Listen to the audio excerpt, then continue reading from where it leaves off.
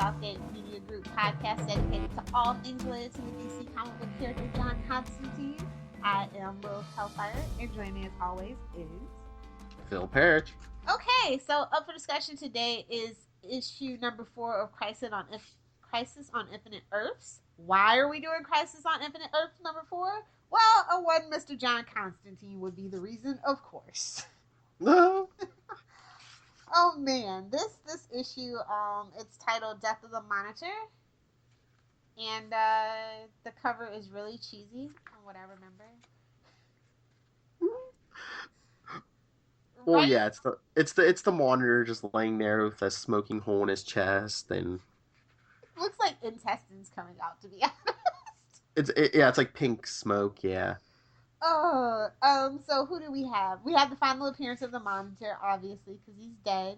We also have the All-Star Squadron / Justice Society of America. Firebrand is in there. We got Alan Scott, one of the Green Lanterns.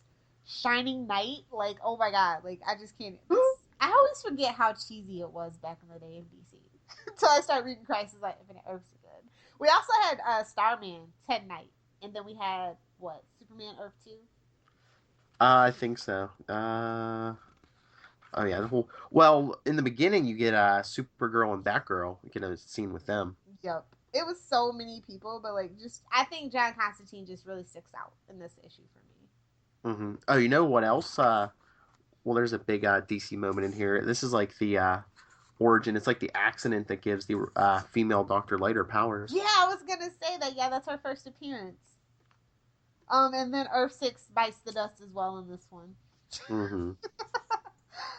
Oh my gosh. This is great though. I love Harbinger, aka Diggle's wife.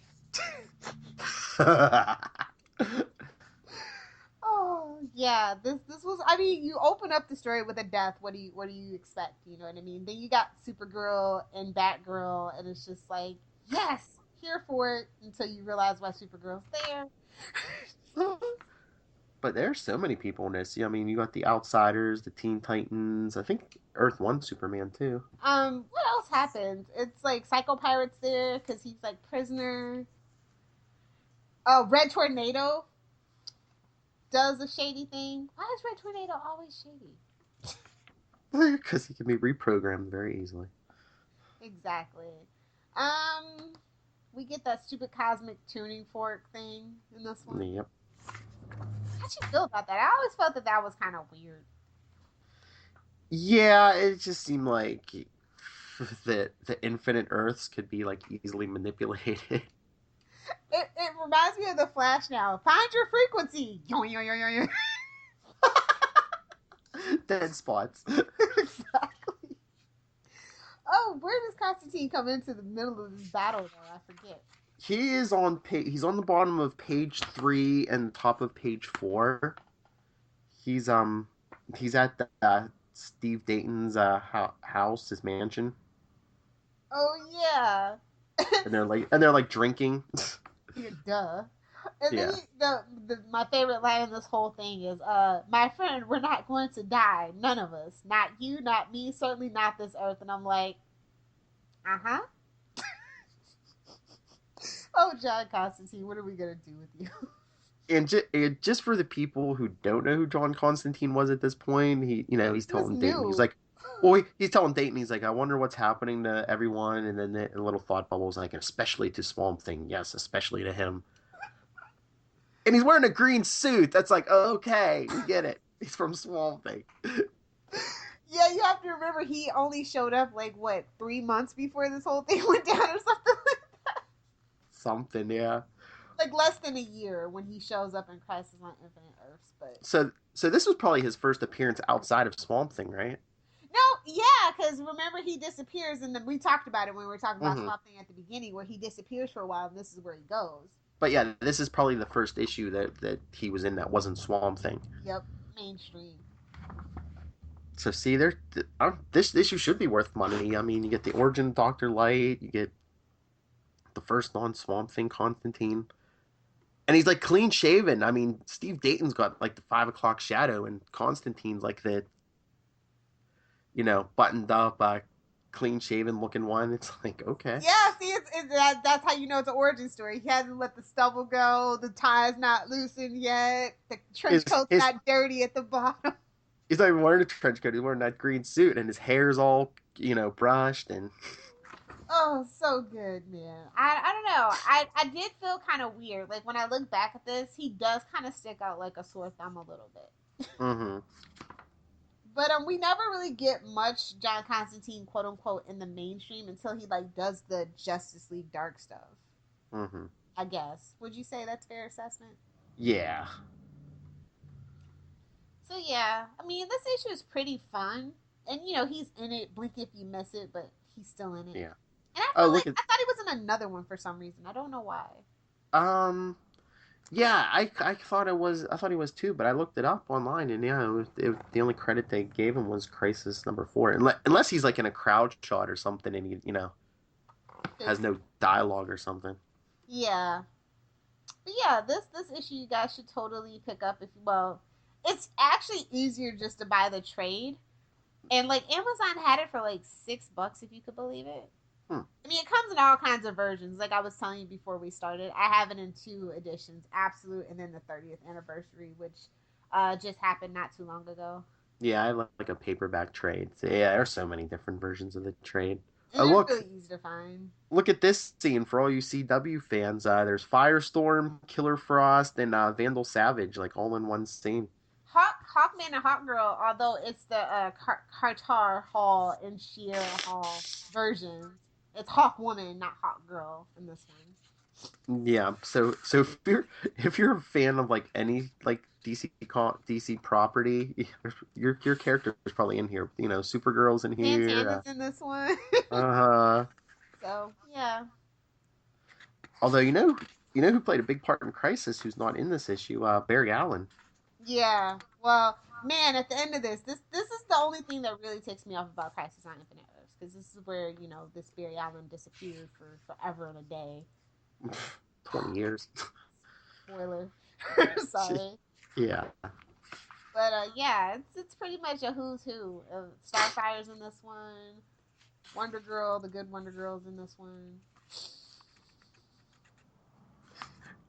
John John Stewart in a mask. Right.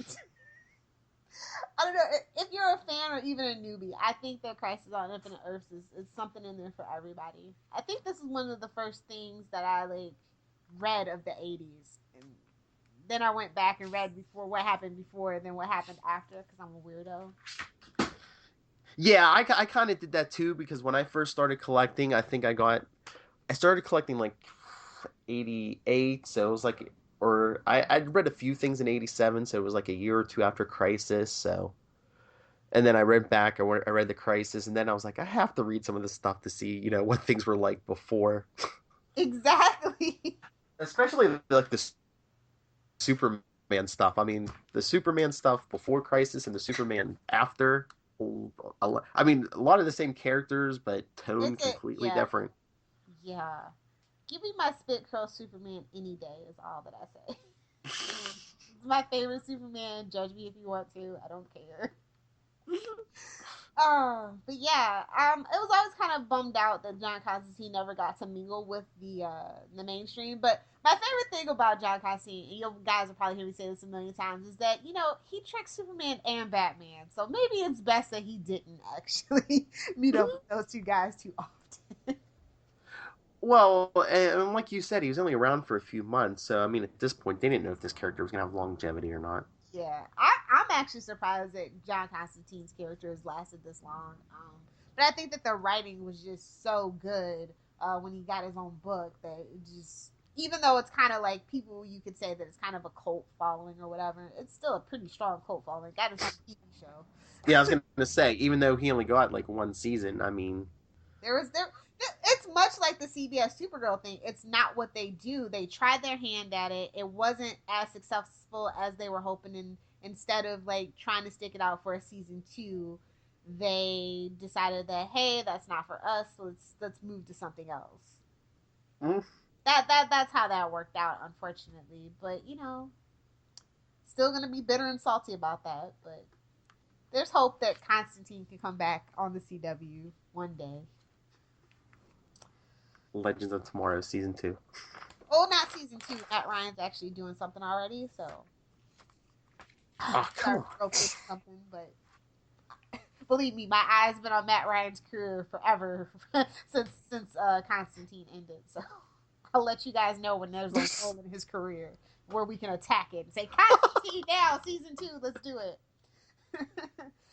Anyway, what would you give this issue? Um, it's on its own. I think I'd have to give it what, like, what are we doing? It's been so long. We're doing letter grade, right? Either or, it doesn't. I mean, it's probably like a B minus or a C because it's just like it just taken on its own. It's like a jumbled mess.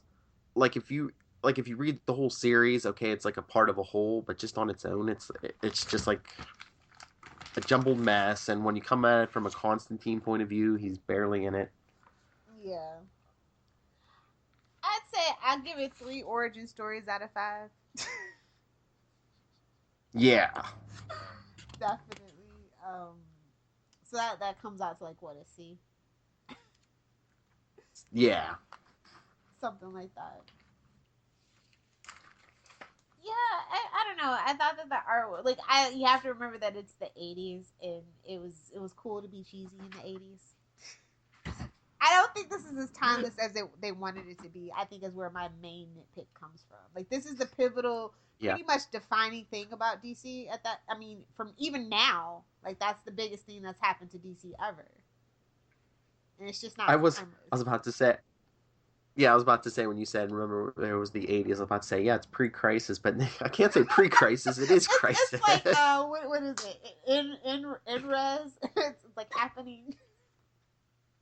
But I Yeah, mean, after 50 years of history, something I get why they did it. I just think that they retconned it like 2 or 3 times after that. Is where it got iffy with the zero yeah, hours it was and all just that stuff. it was just spring cleaning. It's like we have 50 million versions of each character. Let's whittle it down to one each. Oh, if they only knew what they knew then, what they knew now. Yeah, I know. We only need one live Kryptonian, and we. But no, I still think definitely overall, Crisis on Infinite Earths. If you've never read it, you should. If you're interested in the history of DC, I think it's a very fascinating journey that a lot of the main 7 have made from then Mm-hmm. till now, and I think it's definitely worth a read or a reread every now and then. It's kind of like the Star Wars trilogy. You have to watch that like at least every like 4 years. The original trilogy. We'll see how this next trilogy comes out. Yeah. Never watch the second.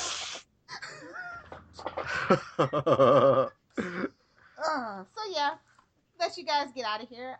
If you guys have read Crisis on Infinite Earths, especially issue number 4, let us know what you guys think. And if you haven't and you decide to, please let us know how that journey went for you. You can reach us via newcastlecrew@gmail.com. You can also tweet to us at newcastlecrew on Twitter, and our Facebook is facebook.com/Newcastle Crew Podcast. So, Phil, how can they get a hold of you?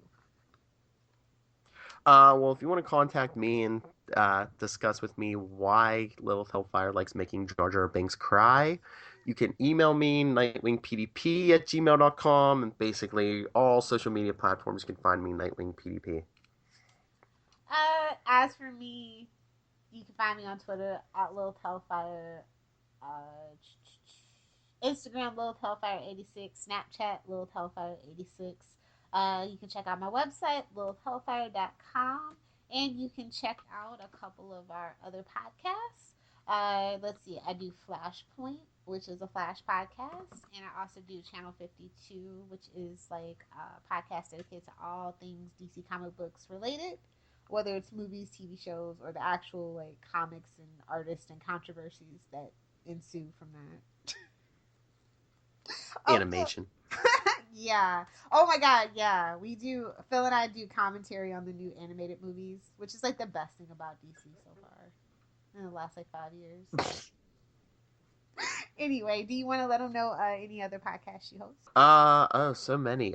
Before the Bat, where we discuss Gotham and everything Batman. The Flash Arrow Power Hour, where, well, it's we're going to changed. be rebranding and rebranding and expanding. So check it out. We're going to be adding some personnel as well, including Miss Little Hellfire. An all new Marvel Roundup and Super Connectivity, both with that podcasting legend, Mr. Charlie Esser. So yeah, we're gonna let you guys get out of here, but I want to remind you guys that maybe if you have some free time, you can like and subscribe and rate, review, and subscribe to us on your favorite podcatcher service. We're available on iTunes, Lisbon, SoundCloud, Stitcher, and now we are available on Google Play as well. So check out the Google Play podcast app and rate, review, and subscribe to us there. So until next time, eat, drink, and be merry, because yeah, your Earth might leak out of oblivion.